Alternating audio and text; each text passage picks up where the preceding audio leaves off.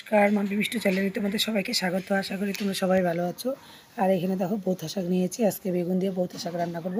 তো চলো রান্না করা যাক। আর আমি কড়াই বসাইছি, কড়াইটা আমার গরম হয়ে গেছে। তো আমি তেল দিয়ে দিচ্ছি। তারপর দেখো শুকনো লঙ্কা দিচ্ছি, তারপরে কালো জিরা দিচ্ছি, তারপরে আমি এখন বেগুনগুলো দিয়ে দিব।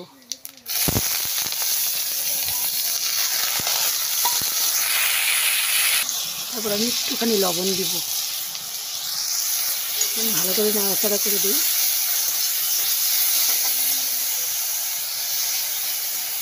আজকে যেহেতু শনিবার, আজকে পেঁয়াজ রসুন খাবো না।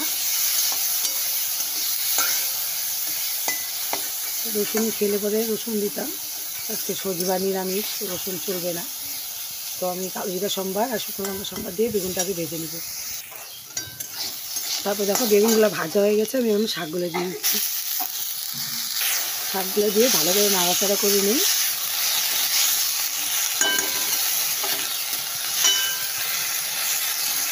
আর নতুন কড়াই একদম পুড়ে যায়। আর সামান্য একটু আমি হলুদ দিয়ে দেবো। এবার দিয়ে আমি ঢাকা দিয়ে দেবো। কত দূর হয়ে গেছে, আর এই যে ধুমা।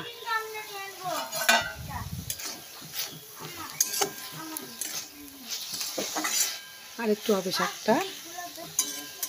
তোমরা এইভাবে বাড়িতে বানিয়ে খাবে, খুবই ভালো লাগবে।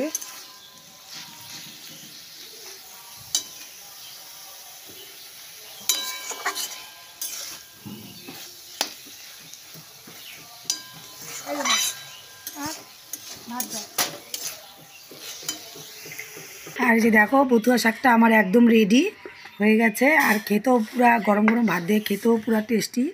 দেখো দেখো একদম নিরামিষ, একদম নিরামিষ। তো আমার ভিডিওটা এ পর্যন্ত থাকলেও ভালো লাগলে বলে লাইক কমেন্ট শেয়ার আর চ্যানেলটাকে অবশ্যই সাবস্ক্রাইব করে দিবে। তো টাটা, বাই বাই।